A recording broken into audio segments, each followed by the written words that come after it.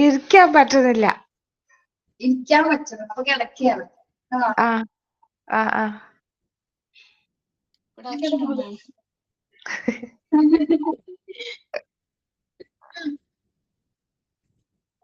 Camera off ചെയ്തിട്ട് കിടന്നോളൂ, കുഴപ്പമില്ല കേട്ടോ.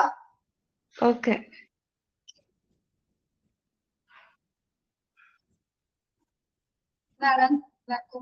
സുഖല്ലേ?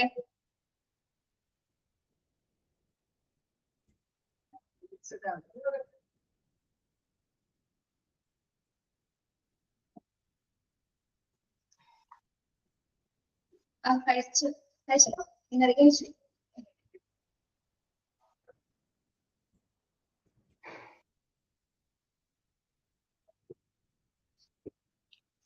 ട്യൂസ്ഡേ കഴിഞ്ഞ പിന്നെ ഫ്രൈഡേ ആണല്ലോ കാണുന്നത്. അതാണ് ഭയങ്കര ഗ്യാപ്പ്.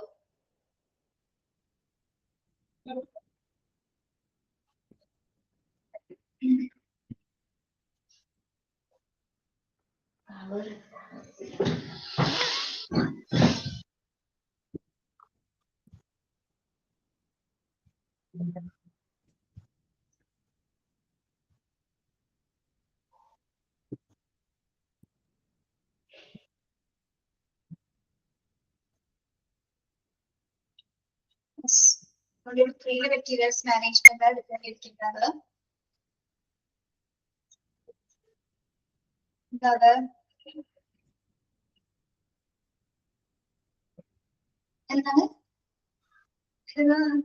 പറഞ്ഞേ? ഞങ്ങളിപ്പോ മിസ്സാകണ്ടല്ലേ. ട്യൂസ്ഡേ കഴിഞ്ഞിട്ടല്ലേ ഇപ്പൊ ഫ്രൈഡേ കണ്ട, വലിയ ഗ്യാപ്പ് തോന്നിയില്ലേ? വേറെ കാര്യം പറയാം. കഴിഞ്ഞ ദിവസം ഇൻസ്റ്റ ഐഡി പറഞ്ഞു തന്നായിരുന്നില്ലേ? അത് കഴിഞ്ഞ ശേഷം റെക്കോർഡർ കാണുന്ന ഒരു കുട്ടി എന്നെ ഭയങ്കര ഇഷ്ടമാണെന്ന് പറഞ്ഞിട്ട് അറിയില്ല, തീരെ മറന്നുപോയി. മെസ്സേജ് അയച്ചിരുന്നു. എനിക്ക് ജോലി തിരക്കൊണ്ടാണ് ഞാൻ കേറാം, പക്ഷെ ക്ലാസ് റെക്കോർഡർ കാണുമ്പോൾ നമുക്ക് ബോറടിക്കണില്ല. അപ്പൊ പിന്നെ ഒരാളെ നമുക്ക് ഗ്യാരണ്ടി ഇല്ല. നമുക്ക് പേടിയായിരുന്നു എനിക്ക് വർത്താനം പറയുമ്പോൾ എടുക്ക്. റെക്കോർഡർ കാണുന്നവർക്ക് ബുദ്ധിമുട്ടാണെങ്കിൽ പ്രശ്നമാണോ? അപ്പൊ ഇല്ല മിസ്സേ, റെക്കോർഡ് കാണുമ്പോൾ ബോറടിക്കണില്ല, പക്ഷെ ലൈവിൽ ഒന്ന് കേറാൻ പറ്റാത്തോണ്ടാണ്. CG ഇല്ലേ? ഇല്ല, CG ഇല്ല.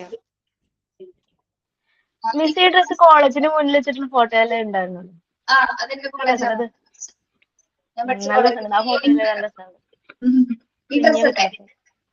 അതന്നെ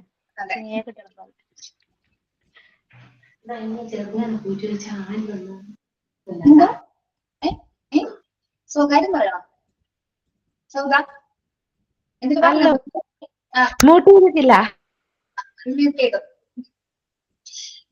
ഞങ്ങള് നാളെ വട്ടവടക്ക് പോകണം. ട്രിപ്പ് പോവാണ്.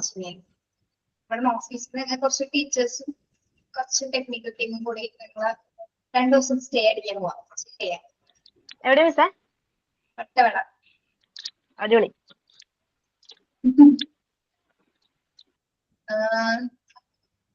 അശ്വതി ബസ്സിന് വരാൻ പറ്റിയില്ല, പെട്ടെന്നൊരു എമർജൻസി വന്നുകൊണ്ട്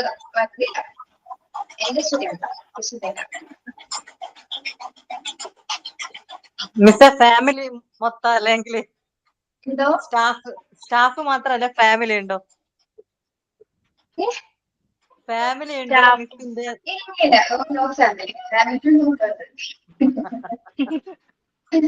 നിങ്ങള് സ്റ്റാഫ്സ് മാത്രം, കുറച്ച് ടീച്ചേഴ്സ് കൊടുക്കും, കുറച്ച് ടെക്നിക്കൽ സ്റ്റാഫ് മാത്രം. ഇവിടെ അശ്വതിന്റെ അമ്മയ്ക്ക് ചെറിയൊരു സർജറി പെട്ടെന്ന്, അതുകൊണ്ട് ഇംഗ്ലീഷ് വരാം ഹോസ്പിറ്റലിലേക്ക്. അത് മാത്രമൊരു പ്രശ്നം. ഒരുമിച്ച് പ്ലാൻ ചെയ്ത ട്രിപ്പാണ്, പക്ഷെ ഓൾറെഡി എല്ലാം പേയ്മെന്റ് ഒക്കെ ചെയ്തു വരുന്നതിനും ക്യാൻസൽ ചെയ്യാൻ പറ്റില്ല. റിസോർട്ട് എടുത്തേക്കുന്നത്? റിസോർട്ടാണ് എടുത്തേക്കുന്നത്.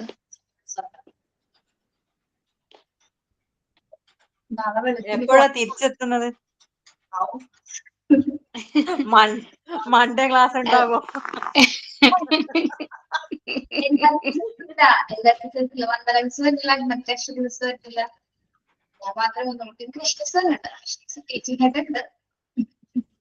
അല്ല മാം, റിസോർട്ടാണോ അങ്ങനെ എടുത്തിരിക്കുന്നത്?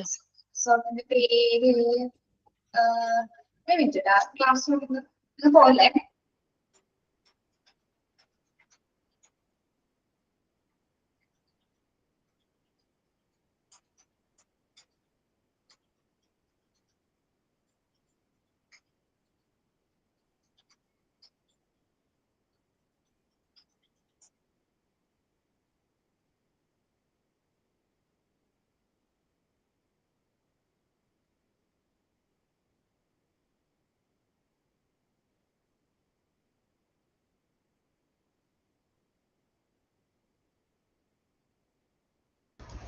ഓക്കെ, കേൾക്കാമോ? കേൾക്കാം. PDF കാണാലോ? PDF അല്ലേ? അട്ടവടേത് റിസോർട്ടിന്റെ പേര് സത്യം എനിക്ക് ഓർമ്മയില്ല കേട്ടോ, പേര് മറന്നുപോയി. സ്വിമ്മിങ് സൂട്ടൊക്കെ കൊടുത്തോ? സ്വിമ്മിങ് പൂളൊക്കെ ഉണ്ടാകാം. ഇല്ലേ? അയ്യേ, മഴയൊക്കെ ഉണ്ടെങ്കിൽ നല്ല സുഖമായിരുന്നു സ്വിമ്മിങ് പൂള്. അതെ. ഇപ്പൊ ഇൻസ്റ്റയിൽ ID വന്നുകൊണ്ട് കുറെ കുട്ടികളെ ഫോട്ടോസ് ലൈക്ക് ചെയ്തിട്ടുണ്ടായിരുന്നു. ഇപ്പൊ നിങ്ങളൊക്കെ ശരിക്കും കണ്ടില്ലേ? അത്രേ ഉള്ളൂ. ഇവിടെ ഇരിക്കുന്ന വലിപ്പൊന്നുമില്ല കേട്ടോ, കസേരയുടെ വലിപ്പമുള്ളത് ചെറുതാണ്. ഓക്കെ, ഹെയർ സ്റ്റൈലിംഗ് ഒക്കെ നല്ല രസമുണ്ട്. ഏ ഹെയർ സ്റ്റൈലിംഗ് ഒക്കെ നല്ല രസമുണ്ട്. കേട്ടിട്ടുള്ള ഹെയർ സ്റ്റൈലിംഗ് പറ. കേട്ടില്ല എന്താ? ഇത് പറഞ്ഞു. ഞാൻ എന്താ എല്ലാ പ്രാവശ്യം ഒരേ സ്റ്റൈലല്ലേ? എല്ലാ ഫോട്ടോയിലും ഒരേ സ്റ്റൈൽ തന്നെ, വ്യത്യാസമൊന്നുമില്ല. അങ്ങനെ തന്നെ തോന്നുന്നില്ല, നിങ്ങൾക്ക് ആദ്യമായിട്ട് കണ്ടിട്ടായിരിക്കും. ഓക്കെ, സ്റ്റാർട്ട് ചെയ്താലോ?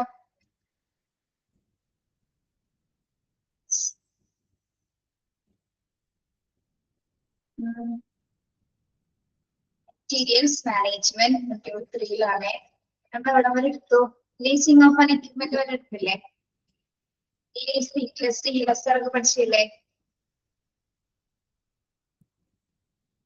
ഓക്കെ, ഇവിടെ ആ ഒരു ഭാഗം മാത്രം നോക്കിയാൽ മതി കേട്ടോ. ലെസറും ലെസ്സി ആരാന്ന് പഠിക്കണം. പിന്നെ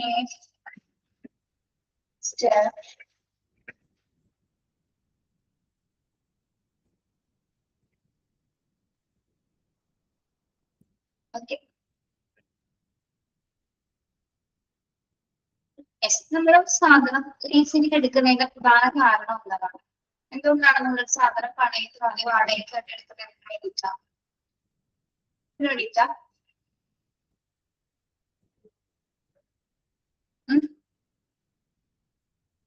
ഒന്നല്ലെങ്കിൽ നമുക്ക് ലാക്ക് ഓഫ് ഫണ്ട് മൂലമാണ് അല്ലെ? നമുക്ക് ചിലപ്പോൾ അത്രയും എമൗണ്ട് കൊടുത്താൽ സാധനം വാങ്ങിക്കാൻ പറ്റാത്തതുകൊണ്ടായിരിക്കാം നമ്മൾ എന്ത് ചെയ്യുന്നത്, അത് ലീസിന് എടുക്കുന്നത്. അല്ലെങ്കിലോ ലാക്ക് ഓഫ് ഫണ്ട് അല്ലാതെ വേറെ എന്താണ് കാര്യം? പിന്നെ നമ്മളൊരു പരീക്ഷണ അടിസ്ഥാനത്തിൽ ചില സാധനങ്ങൾ വാങ്ങിക്കാം. ഒരു എക്സ്പെരിമെന്റിന് വേണ്ടിയും എന്താണ് ഒരു ടെസ്റ്റ് എന്ന നിലയിൽ നമ്മൾ എന്ത് ചെയ്യാറുണ്ട്, ചില എക്യുപ്മെന്റ്സ് നമ്മൾ വാങ്ങിക്കാറുണ്ട് അല്ലെ? എസ്പെഷ്യലി ഒരു കുറച്ച് പീരീഡിലേക്ക് മാത്രമായിരിക്കും നമ്മൾ ഉപയോഗിക്കും. പക്ഷെ ക്യാപിറ്റൽ എക്യുപ്മെന്റ്സ് നമുക്ക് വാങ്ങാനായിട്ടൊരു ലാക്ക് ഓഫ് ഫണ്ട് ഫണ്ട് കുറവുള്ളത് മൂലം മാത്രമാണ് നമ്മൾ ലീസിനായിട്ട് ആ എക്യുപ്മെന്റ്സ് തിരഞ്ഞെടുക്കുന്നത്. ഓക്കെ, ടെമ്പററി പർപ്പസസിന് വേണ്ടി, ഒരു അഡ്ജസ്റ്റ്മെന്റിന് വേണ്ടി മാത്രമാണ് നമ്മൾ എന്ത് സാധനങ്ങളാണ് എന്ത് ചെയ്യുന്നത്, ലീസിന് എടുക്കുന്നത്. Okay, yes. ഇനി അഡ്വാൻറ്റേജസ് ഓഫ് ലീസിംഗ്. ലീസിംഗിന്റെ ഗുണങ്ങൾ എന്തൊക്കെയാണ്? ലീസിംഗിന്റെ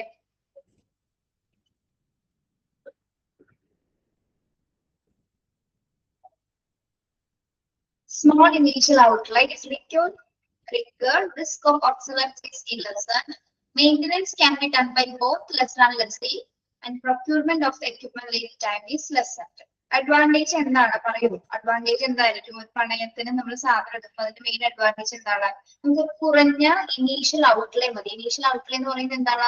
കുറഞ്ഞ മുതൽ മുടക്കിൽ അല്ലെ? കുറഞ്ഞ പണം കൊണ്ട് നമുക്ക് എന്ത് എടുക്കാൻ പറ്റും? ലീസിന് സാധനങ്ങൾ എടുക്കാൻ പറ്റും അല്ലെ? ഔട്ട്ലൈൻ എന്ന് പറയുന്നത് എന്താണ്? മുതൽ മുടക്ക് എന്നാണ് അങ്ങനെ പറയുന്നത് കേട്ടോ. പിന്നെ അതുപോലെ തന്നെ എന്താണ്? കാലഹരണപ്പെട്ടതാണെങ്കിൽ, അതായത് നമുക്കൊരു ബുദ്ധിമുട്ടുണ്ടാവുന്ന വെച്ചാല് ഇത് ഔട്ട്ഡേറ്റഡ് ആയിട്ടുള്ള സാധനങ്ങളായിട്ട് ഒബ്സലൻസ് എന്ന് പറഞ്ഞാൽ എന്താണ്? കാലഹരണപ്പെട്ടു പോയത് അല്ലെ? ഓക്കെ, അപ്പൊ ആ ഔട്ട്ഡേറ്റഡ് ആയതുകൊണ്ട് മാത്രമാണ് അതിന് എന്ത് വരുന്നത്? പ്രൈസ് കുറയാനുള്ള സാധ്യത, അല്ലെങ്കിൽ നമ്മുടെ ആ ഒരു മുതൽ മുടക്ക് കുറയാനായിട്ട് സാധ്യത വരുന്നുണ്ട്. പിന്നെ ഇതിന്റെ മെയിൻ്റനൻസ് പ്രധാനമായിട്ട് ചെയ്യുന്നത് ആരായിരിക്കും? നമ്മൾ വാടകയ്ക്ക് എടുക്കുന്ന മെയിൻ്റനൻസ് 3 വ്യക്തികളുടെ കാറ്റഗറി നമ്മൾ പഠിച്ചിട്ടുണ്ടല്ലോ. ഒന്ന് ഒരു ഡയറക്റ്റ് ഓണറിൽ നിന്ന് എടുക്കാം, അല്ലെങ്കിൽ എക്യുപ്മെന്റ് ഡീലേഴ്സ് ഉണ്ട്, ഓൾഡ് എക്യുപ്മെന്റ് ഡീലേഴ്സ് ഉണ്ട്, അല്ലെങ്കിൽ ബ്രോക്കർമാരുണ്ട്. പിന്നെ ആരാണ് വിളിച്ചത്? 4 പേര് പഠിച്ചു. ലേലം വിളി അല്ലെ? ലേലം വിളിച്ചു നമുക്ക് എന്താണ് ഈ ഓൾഡ് എക്യുപ്മെന്റ്സ് അല്ലെങ്കിൽ ലീസിംഗിന് വേണ്ടി നമുക്ക് എടുക്കാവുന്നതാണ് അല്ലെ? അപ്പൊ അപ്പൊ അതിന്റെ പൂർണ്ണ ഉത്തരവാദിത്തം ആർക്കായിരിക്കും? അതിന് ഇപ്പൊ ഡയറക്റ്റ് ആയിട്ടൊരു ഓണറുടെ കയ്യിലാണ് നമ്മൾ സാധനം വാങ്ങിക്കുന്നത്. അതിന്റെ പൂർണ്ണ ഉത്തരവാദിത്തം ആർക്കാണ്? നമ്മൾ ഏറ്റെടുക്കേണ്ട കാര്യമില്ല അല്ലെ? അതിന് എന്തെങ്കിലും മെയിൻ്റെനൻസ് വന്നാൽ ആരായിരിക്കും ചെയ്തു തരുന്നത്? ഒരു വാടകയ്ക്ക് നമ്മൾ വീടെടുത്തു, വീടിന് എന്തെങ്കിലും തകരാറുകൾ വന്നാൽ നമ്മൾ പൈസ കൊടുത്ത് ചെലവാക്കേണ്ട കാര്യം ഉണ്ടാവില്ലേ? നമ്മളാണോ അവിടെ പൈസ കൊടുത്താൽ വീട് ശരിയാക്കേണ്ടത്? ആരാണ്? അതിന്റെ ഓണറാണ് അല്ലെ? അതൊരു അഡ്വാൻറ്റേജ് തന്നെയാണ്. Okay, yes. ഇനി അപ്പോ ഈ അഡ്വാൻറ്റേജസ് നമ്മളൊന്ന് ബ്രീഫ് ആയിട്ട് ഇവിടെ കൊടുത്തിട്ടുണ്ട്. ഒന്ന് outlay, an amount of money spend on something. എന്താണ് നമ്മൾ ഔട്ട്ലേ എന്ന് പറയുന്നത്? എങ്ങനെയാണ് ഔട്ട്ലേ എന്ന് പറയുന്നത്? നമ്മളൊരു സാധനം വാങ്ങാനായിട്ട് ചിലവാക്കുന്ന തുകയാണ് നമുക്ക് ഔട്ട്ലേ എന്ന് പറയുന്നത് കേട്ടോ. മുതൽ മുടക്ക്, നമ്മുടെ ഒരു സാധനം, ഒരു എക്യുപ്മെന്റ് വാങ്ങാനായിട്ട് സ്പെൻഡ് ചെയ്യുന്ന മണീനെയാണ് നമ്മൾ എന്ത് പറയുന്നത്? ഔട്ട്ലേ എന്ന് പറയുന്നത്. ഓക്കെ, ഇനി ഒബ്സലൻസ് എന്ന് പറയുന്നത് എന്താണ്? ഒബ്സലൻസസ്, the process of becoming outdated or old fashioned and no longer used. എന്താണ് ഒബ്സലൻസ്? ഔട്ട്ഡേറ്റഡ് എന്ന് പറഞ്ഞാൽ എന്താ പറയുന്നത്? ഔട്ട്ഡേറ്റഡ്.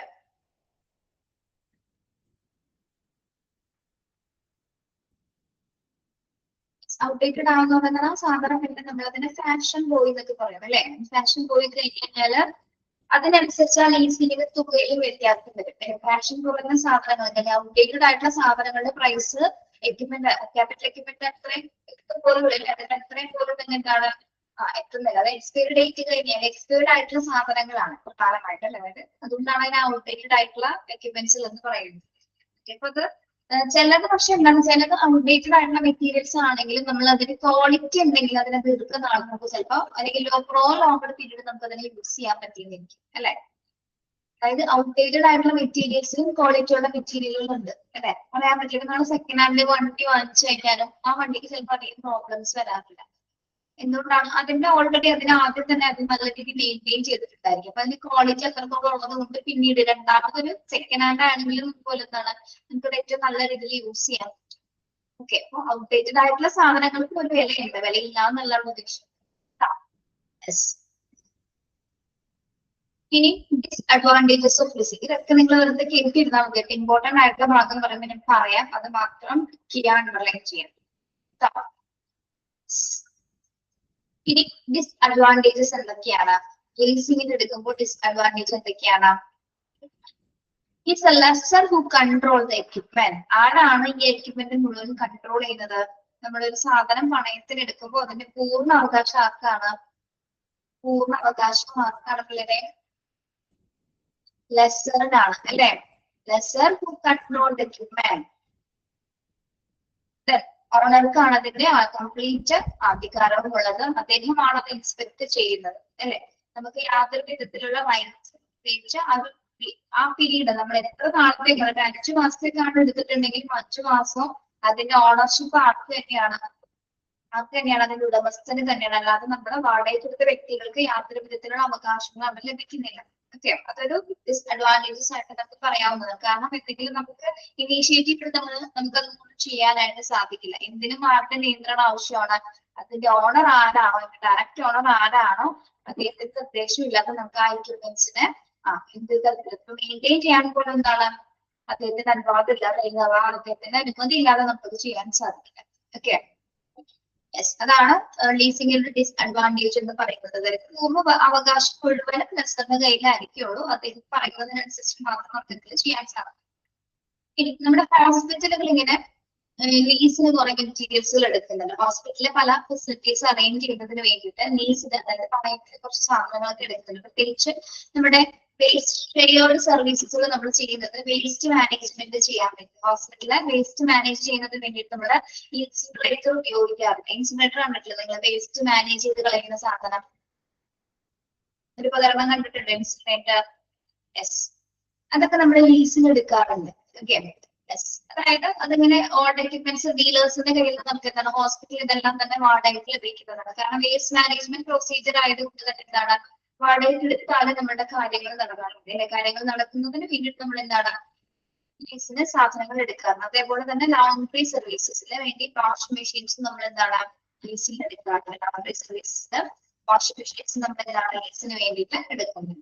ഓക്കെ, അപ്പൊ ഒരു അതായത് നമ്മുടെ 3 ആവശ്യങ്ങൾ, 2 ആവശ്യങ്ങൾ, അതായത് ഒന്ന് ഓൾഡ് ന്യൂ എക്യുപ്മെന്റ്, രണ്ടാമത്തെ ഓൾഡ് എക്യുപ്മെന്റ്. ഇത് രണ്ടും പോസിബിൾ അല്ലാത്ത സാഹചര്യത്തിൽ മാത്രമാണ് നമ്മൾ എന്ത് ചെയ്യുന്നത്, ആ സാധനം നമ്മൾ വാടകയ്ക്ക് എടുക്കാൻ, അതൊക്കെ ലീസിന് എടുക്കുന്നത്. ഓക്കെ, ഈ 2 സിറ്റുവേഷൻസ് പോസിബിൾ അല്ലെങ്കിൽ മാത്രമാണ് നമ്മൾ ലീസിന് എടുക്കുന്നത്.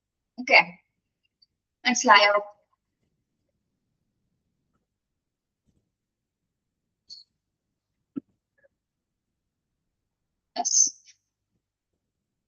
മനസ്സിലായോ ഇവിടെ?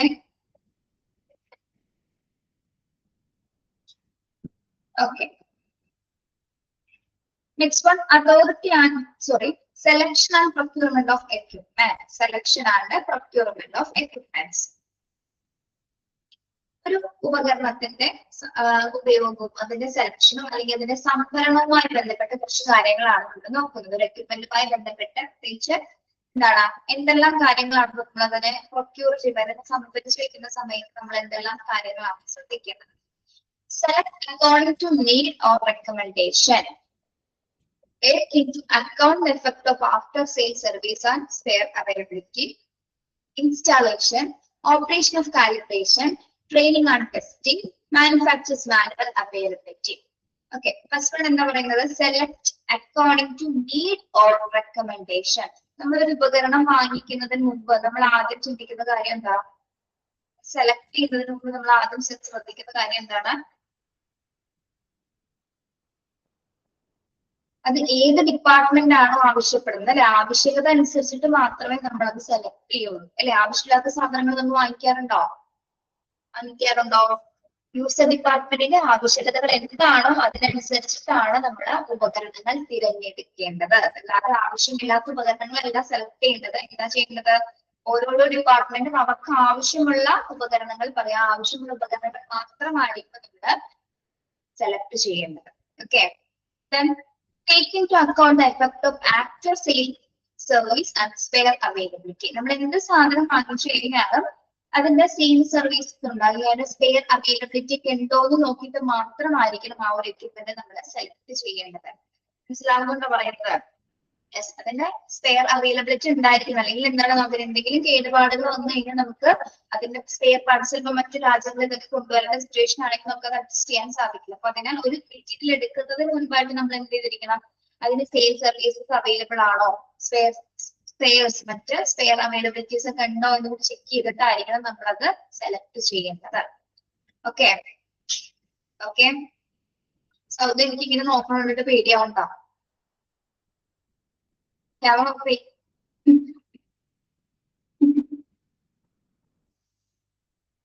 എന്താണ് ചോദ്യം?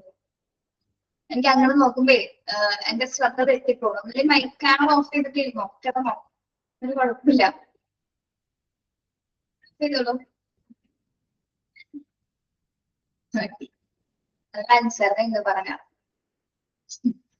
Installation, operation or calibration. Installation, operation or calibration. എന്താണ് ഇൻസ്റ്റാളേഷൻ? ഒരു എക്യുപ്മെന്റ് വാങ്ങിച്ചിട്ട് നമുക്കത് ഇൻസ്റ്റാൾ ചെയ്യാൻ പറ്റുന്നത്. ഓപ്പറേഷൻ ആൻഡ് കാലിബ്രേഷൻ എന്താണ്? ഓപ്പറേഷൻ ആൻഡ് കാലിബ്രേഷൻ നമ്മളൊരു എക്യുപ്മെന്റ് ഇൻസ്റ്റാൾ ചെയ്തതിനു ശേഷം അത് എങ്ങനെയാണ് ഉപയോഗിക്കുന്നത് എന്നതുമായി ബന്ധപ്പെട്ട് നമ്മള് സ്റ്റാഫുകൾക്ക് ട്രെയിനിങ് കൊടുക്കണം, അല്ലെ. ഒരു എക്യുപ്മെന്റ് വാങ്ങിച്ചു വെച്ചിട്ട് കാര്യം മാത്രമല്ല, എന്താ ചെയ്യേണ്ടത്, അത് എങ്ങനെ ഉപയോഗിക്കും. ഇൻസ്റ്റാളേഷൻ മാത്രം ചെയ്തിട്ട് കാര്യമുണ്ടോ? അതിന്റെ ഓപ്പറേഷൻ എങ്ങനെയാണ്, അതെങ്ങനെയാണ് അത് ഉപയോഗിക്കേണ്ടത് എന്നതിനെ പറ്റി നമ്മള് അത് ഉപയോഗിക്കുന്ന അല്ലെങ്കിൽ ആ എക്യുപ്മെന്റ് കൈകാര്യം ചെയ്യുന്ന സ്റ്റാഫുകൾക്ക് നമ്മള് പരിശീലനം.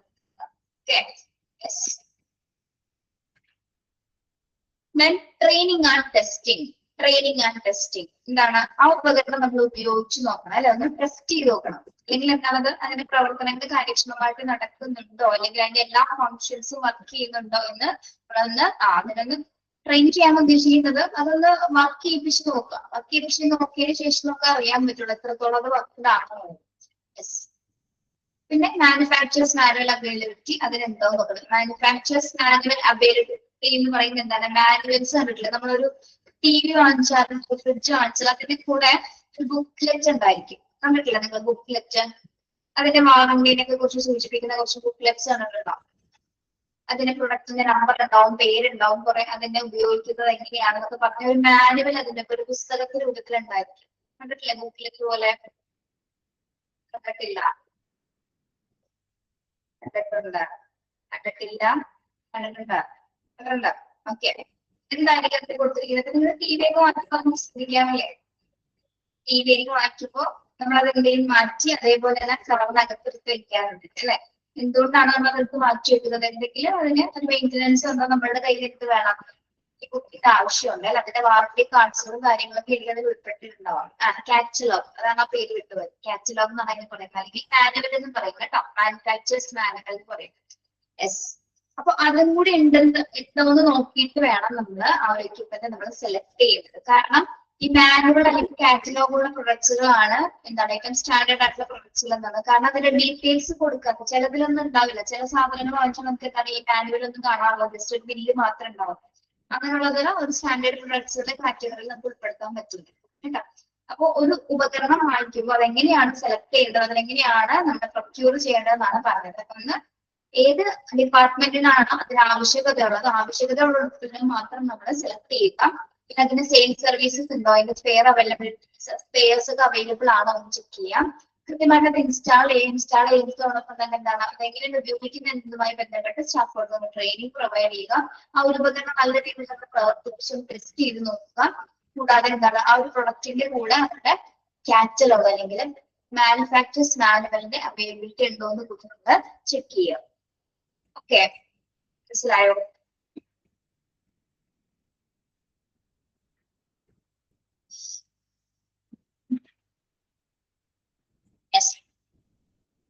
ഇത് ഇമ്പോർട്ടന്റ് അല്ല കേട്ടോ, നമുക്ക് വെറുതെ വിട്ടേക്കോ, കേട്ടിരുന്നാൽ മതി.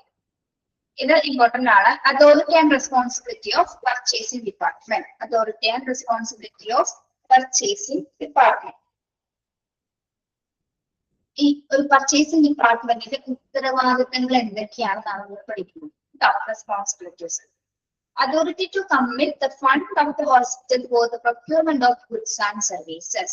So, purchasing ഡിപ്പാർട്ട്മെന്റ് ആണ് നമുക്കുള്ള, അതായത് ഏത് ഗുഡ്സ് ആൻഡ് സർവീസസ് ആണ് നമ്മൾ വാങ്ങാൻ പോകുന്നത് അതുമായി ബന്ധപ്പെട്ടിട്ടുള്ള എല്ലാ ഫണ്ടും അറേഞ്ച് ചെയ്യുന്നതിന് ഫണ്ട്സിന്റെ അവൈലബിലിറ്റി തരുന്നത് ആരാണ്? ഫണ്ടിന് അവൈലബിലിറ്റി കൊടുക്കുന്നത് ആരാണ്? പർച്ചേസിംഗ് ഡിപ്പാർട്ട്മെന്റിന്റെ ഉത്തരവാദിത്തമാണ് കേട്ടോ. അപ്പോ ഒരു മെറ്റീരിയൽസ് വാങ്ങുന്നതിന് വേണ്ടിയിട്ടുള്ള എല്ലാത്തരം ഫണ്ടും അവൈലബിൾ ആക്കുന്നത് ആരാണ്? പർച്ചേസിംഗ് ഡിപ്പാർട്ട്മെന്റിന്റെ കമ്മിറ്റിയാണത് രൂപീകരിക്കുന്നത്. Then responsibility to fulfill the needs of department when justified. Responsibility to fulfill the needs of the department when justified.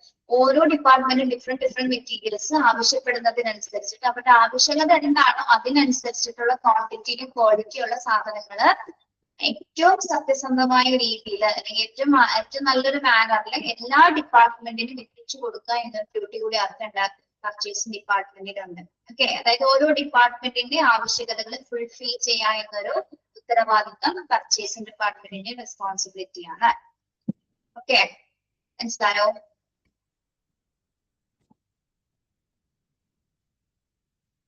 Yes. The next one.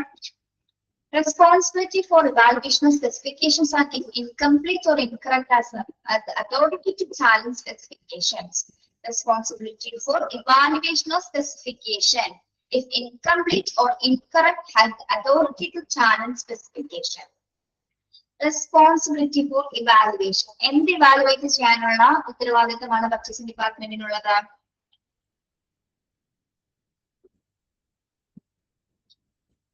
ഇപ്പൊ ഓരോ ഡിപ്പാർട്ട്മെന്റിൽ പല മെറ്റീരിയൽസ് ഓർഡർ ചെയ്യുന്നുണ്ട് അല്ലെ?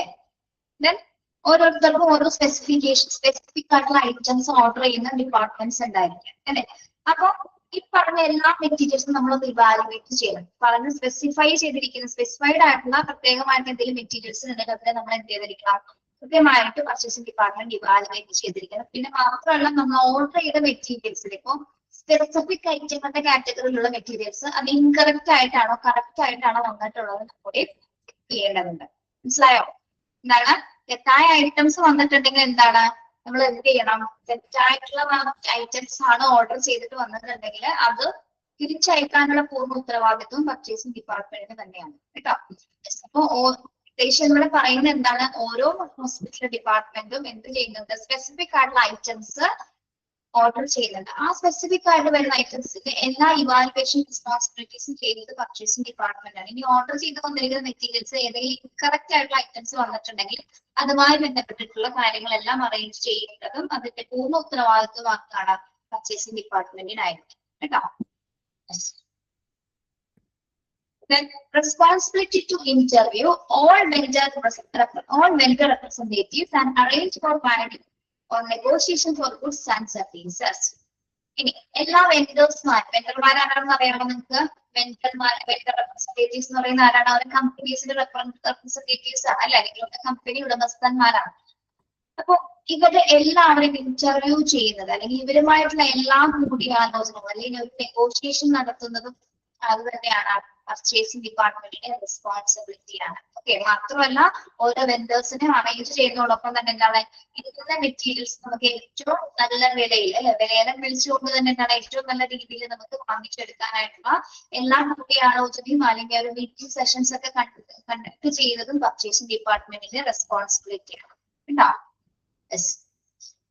ഇത് പറയാം, വെണ്ടർ റെപ്രസെന്റേറ്റീവ്സ്മാരായിട്ടുള്ള എല്ലാ വ്യക്തികളെയും ഇന്റർവ്യൂ ചെയ്ത് എല്ലാ മെറ്റീരിയൽസും നല്ല രീതിയിൽ ലേലം വിളിച്ച് വാങ്ങിക്കുന്നതും അതിന്റെ ചർച്ചകൾ നീട്ടിക്കൊണ്ടുപോകുന്നതും ആരുടെ ഉത്തരവാദിത്തമാണ്?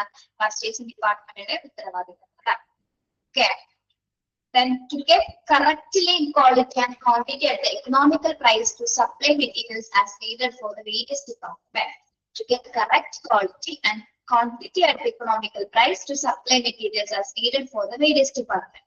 ഇനി പ്രധാനമായിട്ടുള്ള റെസ്പോൺസിബിലിറ്റി എന്ന് പറഞ്ഞാൽ എന്താണ്? ഓരോ ഡിപ്പാർട്ട്മെന്റും ഓർഡർ ചെയ്തിരിക്കുന്ന എല്ലാ മെറ്റീരിയൽസും കറക്റ്റ് ക്വാളിറ്റിയിലാണോ, കറക്റ്റ് ക്വാണ്ടിറ്റിയിലാണോ, നമ്മൾ ഉദ്ദേശിച്ച പ്രൈസിലാണോ വന്നിരിക്കുന്നത്, അല്ലെങ്കിൽ അവരുടെ ആവശ്യത്തിനനുസരിച്ചിട്ടുള്ള എല്ലാ മെറ്റീരിയൽസും അവൈലബിൾ ആണോ, എല്ലാം കൃത്യമായിട്ട് ഓരോ ഡിപ്പാർട്ട്മെന്റിലേക്ക് എത്തിച്ചിട്ടുണ്ടോ എന്ന് പൂർണ്ണമായിട്ടുള്ള ഉത്തരവാദിത്തം വഹിക്കേണ്ടത് ആരാണ്? പർച്ചേസ് ഡിപ്പാർട്ട്മെന്റിന്റെ റെസ്പോൺസിബിലിറ്റിയാണ് കേട്ടോ. മനസ്സിലാവുന്നുണ്ടോ പറയുന്നത്? ക്വാളിറ്റിയിലും ക്വാണ്ടിറ്റിയിലും കൃത്യമായിട്ട് തന്നെ ആയിരിക്കും നമ്മൾ അവിടെ സപ്ലൈ ചെയ്യേണ്ടത്. കാരണം ഓരോ ഡിപ്പാർട്ട്മെന്റും ഈ ഒരു പർച്ചേസിംഗ് ഡിപ്പാർട്ട്മെന്റിലാണ് എല്ലാ വിവരങ്ങളും അറിയിക്കുന്നത് അല്ലെ. മെറ്റീരിയൽസ് ആവശ്യമായിട്ടുള്ള മെറ്റീരിയൽസ് വേണമെന്ന് ആവശ്യപ്പെടുന്നത് നമ്മൾ പർച്ചേസിംഗ് ഡിപ്പാർട്ട്മെന്റിനോടാണ്. അപ്പൊ അവർക്ക് എന്തൊക്കെ ഓരോ ഡിപ്പാർട്ട്മെന്റിനും ഏറ്റവും നല്ല മെറ്റീരിയൽസ് കൃത്യസമയത്ത് കൃത്യ ക്വാണ്ടിറ്റിയിൽ ലഭ്യമാക്കി കൊടുക്കുക എന്നുള്ള ഉത്തരവാദിത്തം പർച്ചേസിംഗ് ഡിപ്പാർട്ട്മെന്റിനുണ്ട്. ഓക്കെ, മനസ്സിലായോ?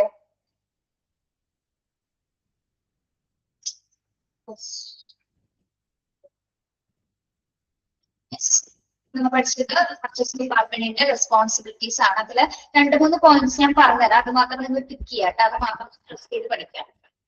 ഫസ്റ്റ് പോയിന്റ് ടിക്ക് ചെയ്തേ. ഹോസ്പിറ്റലിൽ എല്ലാത്തരം ഗുഡ്സ് ആൻഡ് സർവീസസ് വാങ്ങാനായിട്ടുള്ള എല്ലാത്തരം ഫണ്ട്സുകളും അനുവദിക്കുന്നത് പർച്ചേസിംഗ് ഡിപ്പാർട്ട്മെന്റ് ആണ്. ഓക്കെ, ആ പോയിന്റ് ടിക്ക് ചെയ്യാം കേട്ടോ.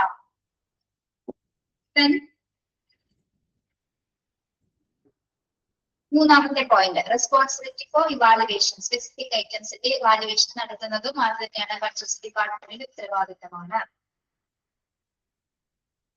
ലാസ്റ്റ് പോയിന്റ് ടിക്ക് ചെയ്യാം കേട്ടോ. First, third, last point.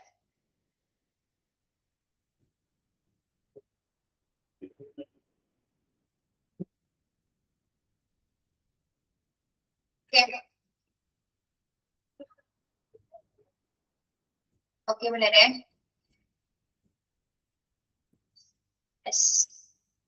Next one, job description of purchasing manager. Purchasing managerന്റെ job duties എന്തൊക്കെയാണെന്നാണ് പറയുന്നത് കേട്ടോ. എന്തൊക്കെയാണ്? Person that normally runs the purchasing department is called the purchasing manager. ആരാണ് purchasing manager എന്ന് പറയുന്നത്? ആരാണ്? The person normally runs the purchasing department is called the purchasing manager. ആരാണ് ഉള്ളത് purchasing manager എന്ന് പറയുന്നത്?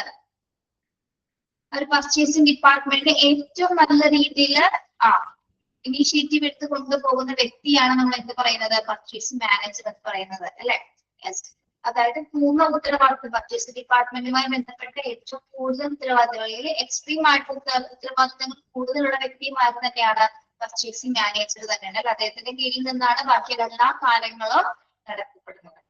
Then purchasing job description in strategic nature and usually consists the following. ഇനി ഇദ്ദേഹത്തിന്റെ പ്രധാനപ്പെട്ട ജോബ് ഡിസ്ക്രിപ്ഷൻസ് എന്തൊക്കെയാണെന്നാണ് നമ്മൾ താഴെ പറയുന്നത്. First one, maintain the purchasing policy and ensuring that all purchases stick to it. അദ്ദേഹത്തിന്റെ ഡ്യൂട്ടി എന്താണ്? Maintain the purchasing policy. പർച്ചേസിംഗുമായി ബന്ധപ്പെട്ട് നമുക്ക് അറിയാം ഒരു പ്രൊസീജിയേഴ്സ്, നമ്മൾ പർച്ചേസിംഗ് പ്രൊസീജിയർ എന്നൊരു ഭാഗം പഠിച്ചിട്ടുണ്ട്. ആ പറഞ്ഞിരിക്കുന്ന പ്രൊസീജിയർ അനുസരിച്ചിട്ട് അല്ലെങ്കിൽ ആ പോളിസീസ് അനുസരിച്ചിട്ട് തന്നെയാണോ എല്ലാ പർച്ചേസും നടക്കുന്നതെന്ന് ചെക്ക് ചെയ്യുന്നത് ആരാണ്? പർച്ചേസിംഗ് മാനേജറുടെ പ്രധാന ഡ്യൂട്ടിയാണ്. ഓക്കെ, അതായത് പർച്ചേസിംഗ് പോളിസി കൃത്യമായിട്ട് അതനുസരിച്ചിട്ട് പ്രവർത്തിക്കുന്നുണ്ടോ, പർച്ചേസിംഗ് പോളിസി അനുസരിച്ച് തന്നെയാണ് ഓരോ ഡിപ്പാർട്ട്മെന്റും പ്രവർത്തിക്കുന്നത് കൂടി അദ്ദേഹം വെരിഫൈ ചെയ്യുന്നുണ്ട്. ഓക്കെ, മനസ്സിലായോ? Then choosing the suppliers that company will deal with keeping the legal interaction with them. Choosing the suppliers that company will deal with and keeping the legal interaction with them. ഇനി extra duty എന്ന് പറയുന്നത് എന്താണ്? സപ്ലയേഴ്സിനെ choose ചെയ്യുന്നു അല്ലെ? സപ്ലയേഴ്സിനെ choose ചെയ്യാന്ന് പറയുന്നത് എന്താണ്? Supplier ആരാണ് ഉദ്ദേശിക്കുന്നത്? വെണ്ടർമാരാണ് അല്ലെ? പല രീതിയിലുള്ള സപ്ലയേഴ്സിനെ നമ്മൾ എന്ത് ചെയ്യുന്നു? സെലക്ട് ചെയ്യുന്നതും അവരുമായി ബന്ധപ്പെട്ടിട്ടുള്ള ലീഗൽ ഇന്ററാക്ഷൻസ് ഒക്കെ നടത്തുന്നതും ആര് തന്നെയാണ്? പർച്ചേസിംഗ് മാനേജറിന്റെ പ്രധാന ഡ്യൂട്ടിയാണ്. ഓക്കെ, അതായത് ഇദ്ദേഹത്തിന്റെ കയ്യിലൊരു നമുക്കറിയാം ഹോസ്പിറ്റൽ ഓൾറെഡി അപ്രൂവ്ഡ് ആയിട്ടുള്ള വെണ്ടർമാരുടെ ലിസ്റ്റ് ഉണ്ടാവും ഇല്ല? നമ്മളത് തുടക്കം മുതൽ പഠിക്കുന്നുണ്ട്. അപ്രൂവ്ഡ് ആയിട്ടുള്ള കുറച്ച് വെണ്ടേഴ്സിന്റെ ലിസ്റ്റ് ഉണ്ടായിരിക്കും. അതിൽ നിന്ന് കൃത്യമായിട്ടുള്ള ആൾക്കാരെ ചൂസ് ചെയ്യുക. ആ ലിസ്റ്റിൽ നിന്നായിരിക്കും ഇവര് കൃത്യമായിട്ടുള്ള സപ്ലൈസിനെ ചൂസ് ചെയ്യുന്നത്. ആ ചൂസ് ചെയ്യുന്നതോടൊപ്പം എന്താണ് അവരുമായിട്ടുള്ള എല്ലാ ലീഗൽ ഇന്ററാക്ഷൻസും നടത്തുന്നത് പർച്ചേസിംഗ് മാനേജറിന്റെ ഡ്യൂട്ടിയാണ്. ഓക്കെ, മനസ്സിലായോ?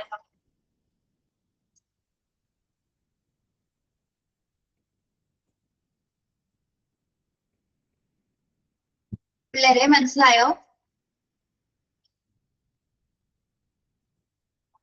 സംഭവം വരാത്തൊന്ന് ചോദിച്ചാണ് കേട്ടോ.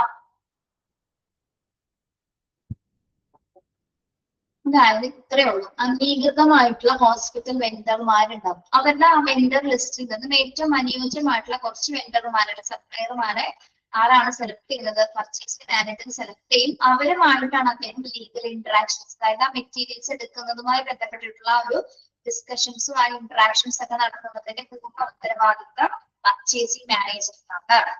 Okay, next one, managing any SLA. SLAs എന്ന് പറയുന്നത് എന്താണ്? Service level agreements. Service level agreements underline ചെയ്യാട്ടോ. Service level agreement that may be in place and managing any master agreements between the suppliers and the company. എന്താണ് SLA എന്ന് പറയുന്നത് അഥവാ service level agreements എന്ന് പറയുന്നത്? അറിയാമോ നിങ്ങൾക്കും?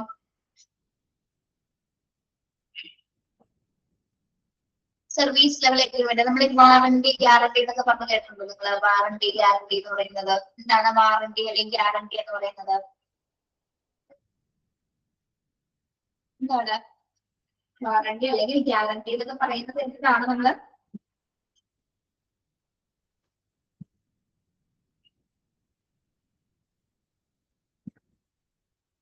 നോട്ട് ചെയ്യാട്ടോ. പേനുണ്ടോ കയ്യില്? പേനുണ്ടോ? ഓക്കെ, റൈറ്റ്, നോട്ട് ചെയ്തെടുക്കുക കേട്ടോ. SLA എന്താണെന്നാണ് പറഞ്ഞു തരുന്നത്? സർവീസ് ലെവൽ അഗ്രിമെന്റ് എന്താണെന്നാണ്. നോട്ട് എല്ലാവരും. Okay, is a written agreement. SLA is a written agreement. Defines. SLA is a written agreement. Defines standards for support. Standards for support. Standard for support.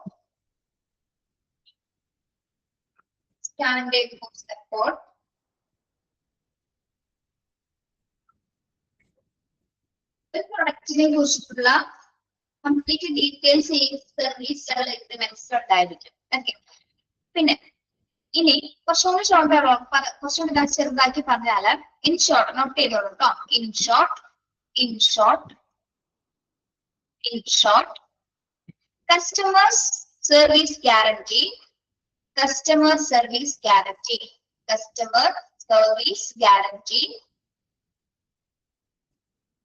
This could COULD. This could This could refer to the quality. This could refers to the quality. This could refers to the quality. Refers to the quality, comma, availability, quality, comma, availability.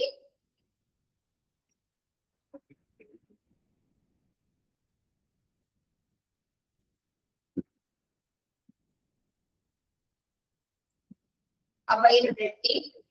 എഴുതുന്നുണ്ടോ നിങ്ങൾ? എഴുതി കഴിഞ്ഞത് പറഞ്ഞില്ല കേട്ടോ. അങ്ങനെ പറയാം, this could refer to the quality, availability,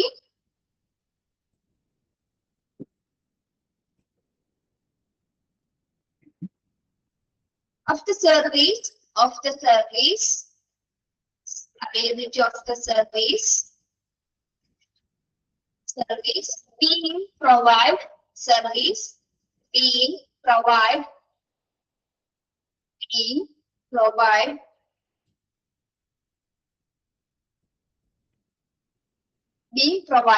provided, being provided,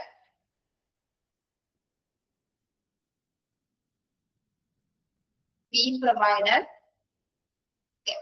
SLAR, service level agreement are SLAR, SLAR, usually part of,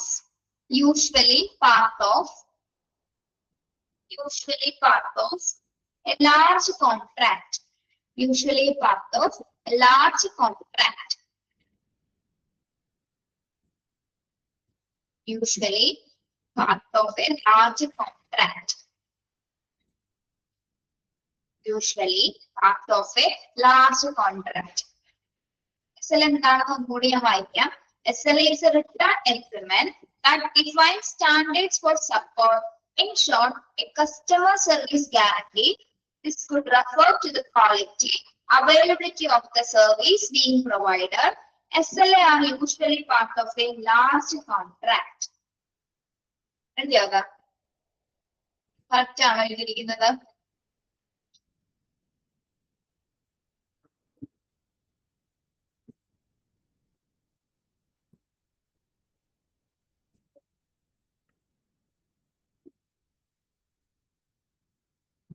എഴുതിയെടുത്ത പിള്ളേരെ നിങ്ങള് എഴുതാനുണ്ടായിരിക്കുന്നതാണ്. എന്താണ് SLA എന്ന് വായിച്ചു നോക്കി, എഴുതിയാക്കുന്നതെന്ന് വായിച്ചു നോക്കിയേ. സർവീസ് ലെവൽ എഗ്രിമെന്റ് എന്ന് പറയുന്നത് എന്താണെന്ന് വായിച്ചു കേട്ടോ.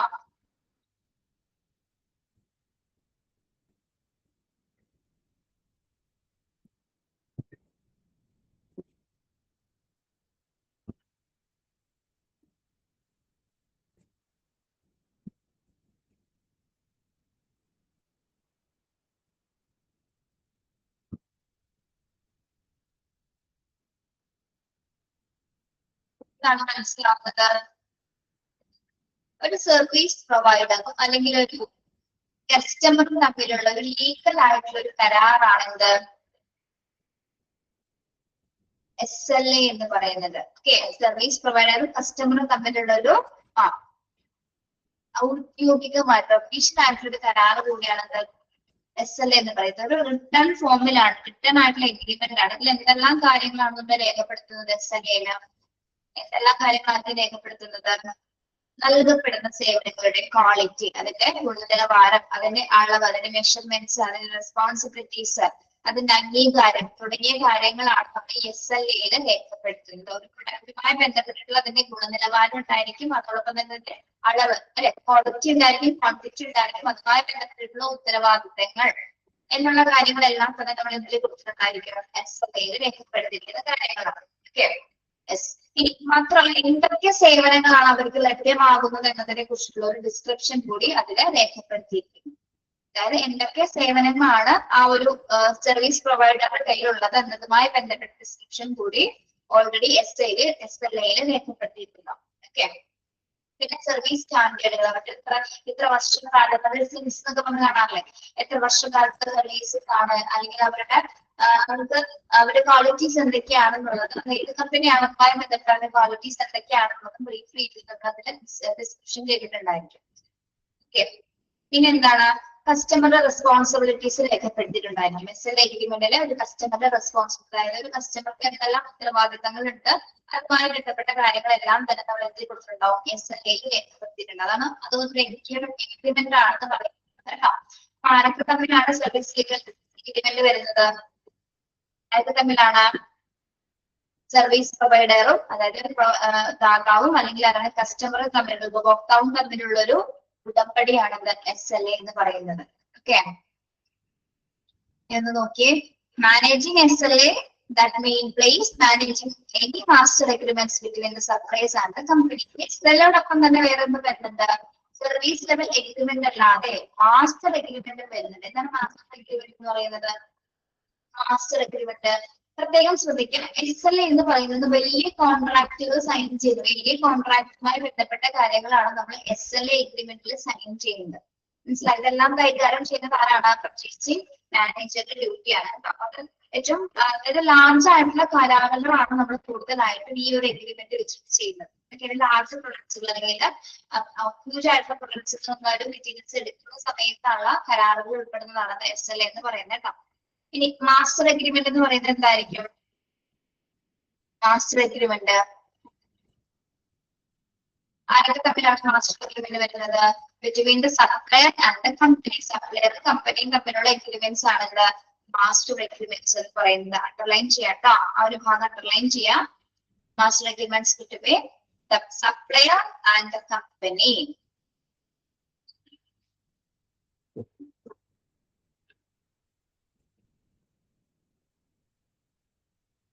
ഇനി മാസ്റ്റർ എഗ്രിമെന്റ്സിനെ കുറിച്ച് കേട്ടിട്ടുണ്ടോ?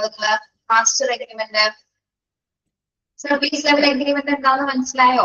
സർവീസ് ലെവൽ എഗ്രിമെന്റ് എന്താണെന്ന് മനസ്സിലായോ പിള്ളേരെ?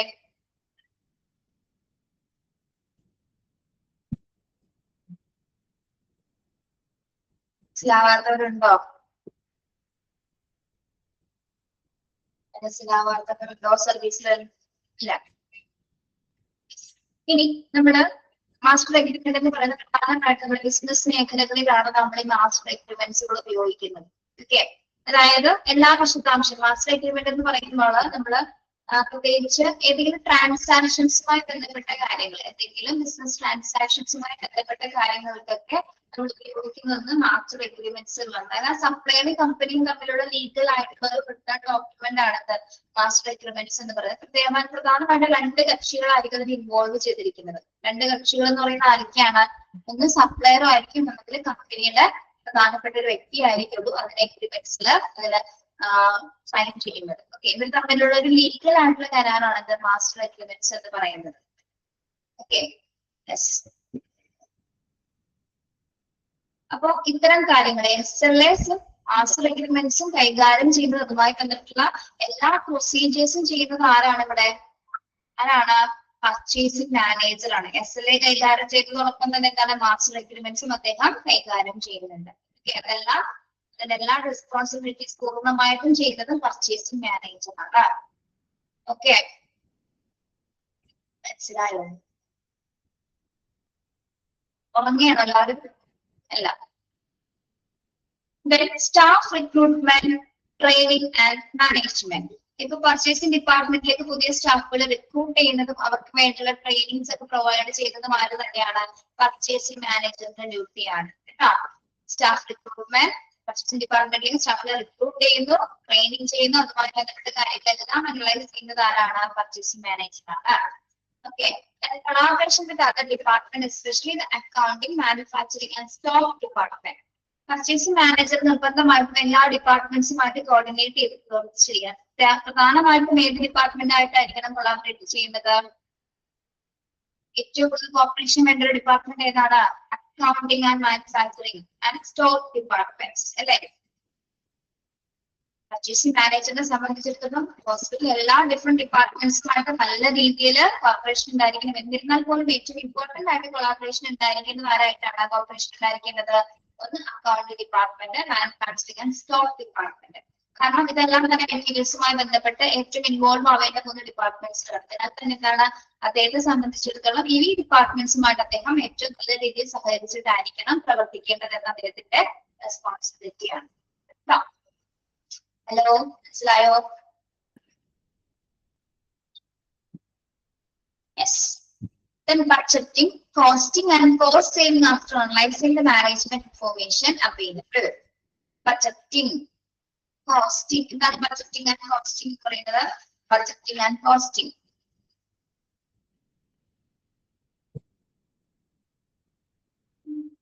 യെസ്, അതായത് എല്ലാ അവൈലബിൾ ആയിട്ടുള്ള ഇൻഫോർമേഷൻസും കളക്ട് ചെയ്തതിനു ശേഷം, അതായത് നമ്മൾ ഇപ്പോൾ ഇവരുടെ ഡ്യൂട്ടി എന്താണ്, ഓരോ ഡിപ്പാർട്ട്മെന്റിനും ആവശ്യമായിട്ടുള്ള മെറ്റീരിയൽസ് എത്തിച്ചു കൊടുക്കുക എന്നുള്ളതാണ് അല്ലെ.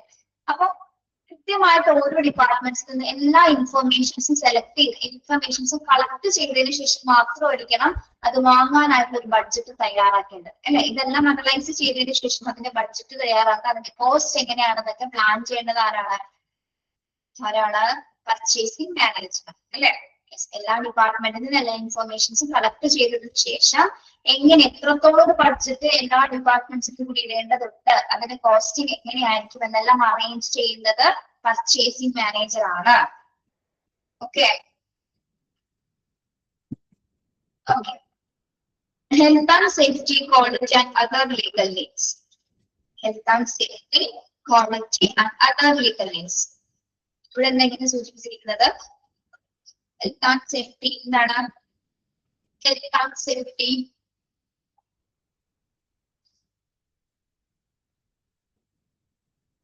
ഇപ്പൊ ഒരു പ്രൊഡക്റ്റിന്റെ ക്വാളിറ്റി നമ്മൾ ചെക്ക് ചെയ്തിരിക്കണം അല്ലെ. ഇവിടെ താൻ ഉദ്ദേശിക്കുന്നത് പ്രൊഡക്റ്റിന്റെ അതായത് നമ്മുടെ വാങ്ങിക്കുന്ന പ്രൊഡക്റ്റിൽ നിന്ന് യാതൊരു വിധത്തിലുള്ള ഡിഫിക്കൽട്ടീസ് ഉണ്ടാവാൻ പാടില്ല. അത് ഉപയോഗിക്കുന്ന വ്യക്തികൾക്ക് പോലും എന്താണ് അതിൽ നിന്ന് യാതൊരു വിധത്തിലുള്ള ഡിഫിക്കൽട്ടീസ് ഉണ്ടാവാൻ പാടില്ല. നമ്മൾ കൃത്യമായിട്ട് അതായത് എന്ത് ഉപകരണങ്ങളാണോ, എന്ത് മെറ്റീരിയൽസ് ആണോ അതിന്റെ സുരക്ഷിതത്വം ഉറപ്പുവരുത്തുന്നത്. അതായത് മെറ്റീരിയൽ തന്നെ മറ്റുള്ള ആർക്കും തന്നെ എന്താണ് അപകട സാധ്യതകളൊന്നും തന്നെ ഉണ്ടാവാൻ പാടില്ല. സുരക്ഷിതത്വം എപ്പോഴും നമ്മൾ ചെക്ക് ചെയ്യേണ്ടതുണ്ട്. അതോടൊപ്പം തന്നെ എന്താണ് quality and other legal needs. Quality and other legal needs എന്താണ്? ക്വാളിറ്റി എല്ലാ നിയമപരമായിട്ടുള്ള ആവശ്യകതകൾ അനുസരിച്ചിട്ടായിരിക്കണം നമുക്ക് ഈ സുരക്ഷിതത്വം ഉറപ്പുവരുത്തുന്നത്. അതായത് ഇപ്പൊ പലർക്കും നമ്മളിപ്പോ എന്താ പറയാ അപകട സാധ്യതകൾ വരുന്ന മെറ്റീരിയൽ ഏതൊക്കെയായിരിക്കാം? നമ്മൾ പർച്ചേസ് ചെയ്യുന്ന മെറ്റീരിയൽ, ഹോസ്പിറ്റലിലേക്ക് പർച്ചേസ് ചെയ്യുന്നതിൽ ഏറ്റവും അപകട സാധ്യത കൂടാനുള്ള മെറ്റീരിയൽസ് ഏതൊക്കെയായിരിക്കാം? ഏതായിരിക്കും?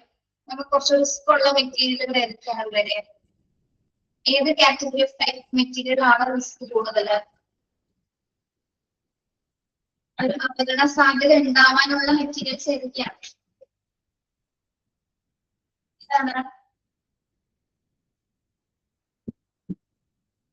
ഇല്ല, അപകടവും ഇല്ല അല്ലെ. ഏതൊക്കെ മെറ്റീരിയൽസ് ആണ് നമ്മൾ കൂടുതൽ ശ്രദ്ധ കൊടുത്തെടുക്കേണ്ടത്? ലബോറട്ടറി മെറ്റീരിയൽസ് അല്ലെ, മെർക്കുറി, ലെഡ് പോലുള്ള മെറ്റീരിയൽസ് അല്ലെ, കെമിക്കൽ സൊല്യൂഷൻസ്. കെമിക്കൽ ആയിട്ട് വരുന്ന എല്ലാ സൊല്യൂഷൻസിൽ നിന്നും പല രീതിയിലുള്ള അപകടങ്ങൾ ഉണ്ടാവാറുണ്ട് അല്ലെ. അപ്പൊ ഇത്തരം മെറ്റീരിയൽസ് ഒക്കെ എടുക്കുമ്പോൾ അതിൻ്റെതായിട്ടുള്ള എല്ലാ ലീഗൽ ആക്ഷൻസും സ്വീകരിച്ചിട്ടുണ്ടായിരിക്കണം. അതിൽ നിന്നുള്ള സുരക്ഷിതത്വം ഉറപ്പുവരുത്താനായിട്ടുള്ള എല്ലാ മെഷേഴ്സും അദ്ദേഹം സ്വീകരിച്ചിട്ടുണ്ടായിരിക്കും. അതെല്ലാം ഉറപ്പുവരുത്തിയിട്ടായിരിക്കും ഈ മെറ്റീരിയൽസ് ഒക്കെ നമ്മൾ റിസീവ് ചെയ്യേണ്ടത് കേട്ടോ. അതെല്ലാം അതിന്റെ എല്ലാം ചുമതല വഹിക്കുന്നത് പർച്ചേസിംഗ് മാനേജറിന്റെ പ്രൊഡക്റ്റിന്റെ ക്വാളിറ്റി ക്വാണ്ടിറ്റി അവിടെ നമ്മൾ നല്ല രീതിയിൽ ചെക്ക് ചെയ്തിട്ടായിരിക്കും. ക്വാളിറ്റിയിൽ എന്തെങ്കിലും കുറവ് വരുമ്പോഴാണ് എന്ത് സംഭവിക്കുന്നത്? എന്തെങ്കിലും തരത്തിലുള്ള കോംപ്ലിക്കേഷൻസ് ആ പ്രൊഡക്റ്റിൽ നിന്ന് ഉണ്ടാവുന്നത്. അവിടെ സുരക്ഷിതത്വം ഇല്ലാണ്ടായിരിക്കും. അപ്പം ആദ്യം തന്നെ നമ്മൾ എന്താ ചെയ്യേണ്ടത്? അതിന്റെ ക്വാളിറ്റി കൃത്യമായിട്ടുള്ള ക്വാളിറ്റി എത്രത്തോളം ഉണ്ടെന്ന് ചെക്ക് ചെയ്യാം. Okay. Then overseeing any large procurement that may happen. Overseeing any large procurement that may happen. Purchasing മാനേജറിനെ സംബന്ധിച്ചിടത്തോളം എന്താണ്? വലിയൊരു സംരംഭത്തിന്റെ അല്ലെങ്കിൽ വലിയൊരു സംഭരണത്തിന്റെ ഉത്തരവാദിത്തം മുഴുവൻ അദ്ദേഹമാണ് വഹിക്കുന്നത് അല്ലെ. അത് അദ്ദേഹത്തിന്റെ ഡ്യൂട്ടിയാണ്. അതായത് ഈ പറഞ്ഞ പർച്ചേസിംഗ് ഡിപ്പാർട്ട്മെന്റുമായി ബന്ധപ്പെട്ട് വരുന്ന എല്ലാ കാര്യങ്ങളും ഓവർസീ ചെയ്യുക എന്നുള്ളത് ആരുടെ ഡ്യൂട്ടിയാണ്?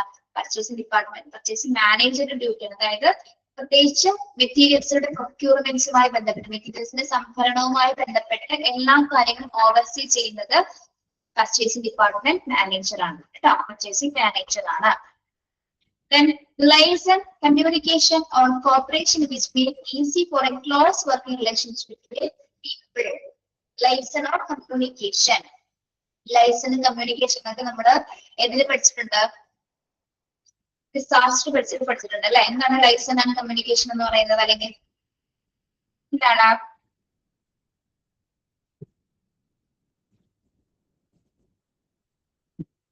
ലൈസൺ മീൻസ് അല്ലെങ്കിൽ കമ്മ്യൂണിക്കേഷൻ.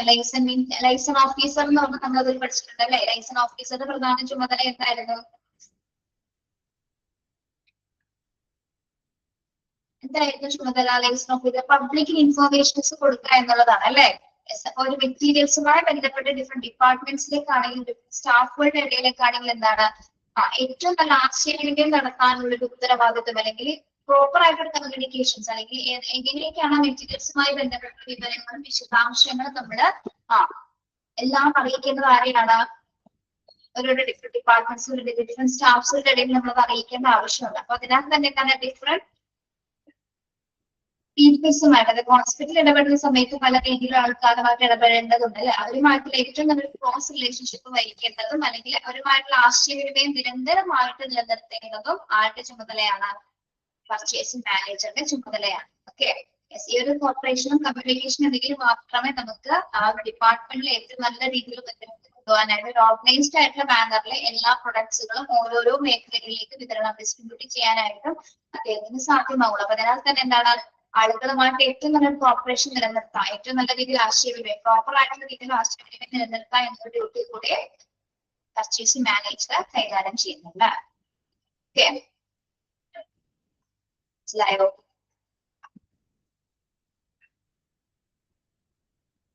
ഇവിടെ നിങ്ങൾ ഈ 2 പോയിന്റ് മാത്രം പഠിക്കുക കേട്ടോ. ഈ 2 പോയിന്റ്, ഒന്ന്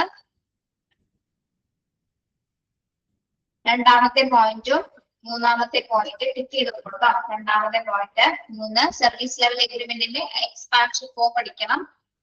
പിന്നെ മാസ്റ്റർ എഗ്രിമെന്റ് ആരൊക്കെ തമ്മിലാണ് സപ്ലയറും കമ്പനിയും തമ്മിലാണ് എന്ത് വരുന്നത്? മാസ്റ്റർ എഗ്രിമെന്റ് വരുന്നത്. പോയിന്റ് പഠിക്കാം കേട്ടോ. പിന്നെ എന്താണ് 4ാമത്തെ പോയിന്റ് 5ാമത്തെ point collaboration with other department. ഇപ്പൊ പർച്ചേസിംഗ് മാനേജർ ഏതൊക്കെ ഡിപ്പാർട്ട്മെന്റുമായിട്ടാണ് കൂടുതൽ കോപ്പറേറ്റ് ചെയ്യുന്നത് ചോദിച്ചാൽ ഏതൊക്കെ ഡിപ്പാർട്ട്മെന്റ് ആണ്? ഏതൊക്കെ ഡിപ്പാർട്ട്മെന്റ് ആണുള്ളത്? Accounting, manufacturing and stock departments. ഈ 3 ഡിപ്പാർട്ട്മെന്റ്സുമായിട്ടാണ് കൊളാബറേറ്റ് ചെയ്ത് പ്രവർത്തിക്കുക. 6th പോയിന്റ് ടിക്ക് ചെയ്യാം കേട്ടോ. 6th point budgeting costing. 6th point tick ചെയ്യാം.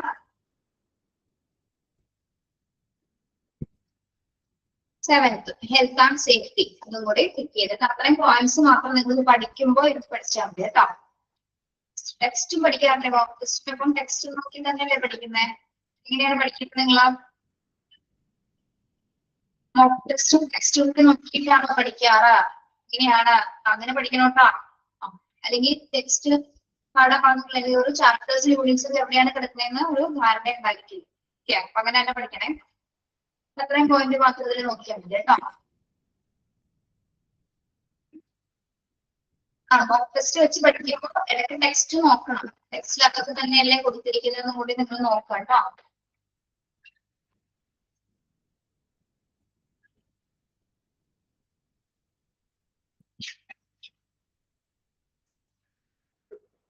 ഗൈഡ് വെച്ച് നോക്കാം. ഇത് 2 ക്ലാസ്സിൽ മാക്സിമം തീർക്കാൻ നോക്കാം ഈ ചാപ്റ്റർ. നിങ്ങളുടെ ജൂൺ ലാസ്റ്റ് നിങ്ങളുടെ ക്ലാസ് കഴിയും. ജൂൺ ലാസ്റ്റ് കേട്ടോ. അടുത്ത മാസം അവസാനം നിങ്ങളുടെ ക്ലാസ് കഴിയും. ഇനി മുന്നിൽ 4 ചാപ്റ്റർ കൂടി ഉണ്ട്. മൊഡ്യൂൾ 4 വിട്ടിട്ടില്ല. മൊഡ്യൂൾ 4 ആരെങ്കിലും തുടങ്ങിയോ? അങ്ങനെ തുടങ്ങിയോ മൊഡ്യൂൾ 4?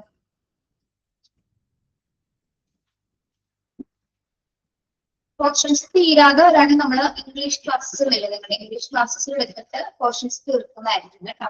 കാരണം തീർന്നിട്ടില്ല എനിക്ക്. ഇനി 4th മൊഡ്യൂളിലെ ചാപ്റ്റർ ഇതിലും ലെങ്ത് കൂടിയുള്ളതാണ്. 2 മാത്രം ലെങ്ത് കുറവുള്ളൂ. ഞാൻ മാത്രമുള്ള മൊഡ്യൂൾ 3. അത് മൊഡ്യൂൾ 3 ഈ ചാപ്റ്റർ ഭയങ്കര വലുതാന്നല്ലേ? അതല്ലേ നമ്മളിങ്ങനെ തുഴഞ്ഞു പോകുന്നത്.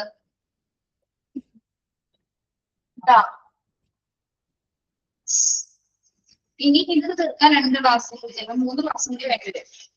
കോഡിഫിക്കേഷൻ ഒക്കെ കുറെ പഠിക്കാറുണ്ട്. കോഡുകൾ പഠിക്കാറുണ്ട്. കോഡ് ഞങ്ങൾ നിലക്ക് ക്യാമ്പ് കയറുന്നുണ്ട് പഠിച്ചെടുക്കാൻ. കോഡ് ഇൻക്ലൂഡ് വായിപ്പോ ABC അനാലിസിസ് പഠിക്കാറുണ്ട്. ഇതൊക്കെ ഭയങ്കര ബുദ്ധിമുട്ടാണ്. ഈ രാവിലത്തെ ക്ലാസ്സുകളാണെങ്കിൽ നമുക്ക് രസമായിട്ട് പഠിക്കാം. ഉച്ചയ്ക്ക് ശേഷം ഭയങ്കര മോറാണ് ഇങ്ങനെയുള്ള ചാപ്റ്ററുകൾ. ഗൈഡിൽ നിന്നാണ് ക്വസ്റ്റ്യൻസ് മെയിൻ എക്സാമിന് വരുന്നത്. മൊഡ്യൂളിന് നമ്മുടെ മോക്ക് ടെസ്റ്റ് ചെയ്താണെന്ന് പറഞ്ഞിട്ടില്ലേ? Okay. ബാക്കി അടുത്ത ക്ലാസ്സിൽ എടുക്കാം കേട്ടോ.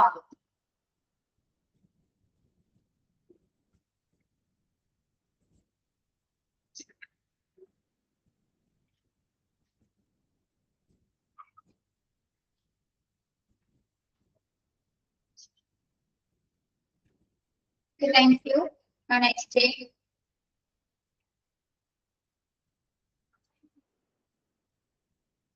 Thank you.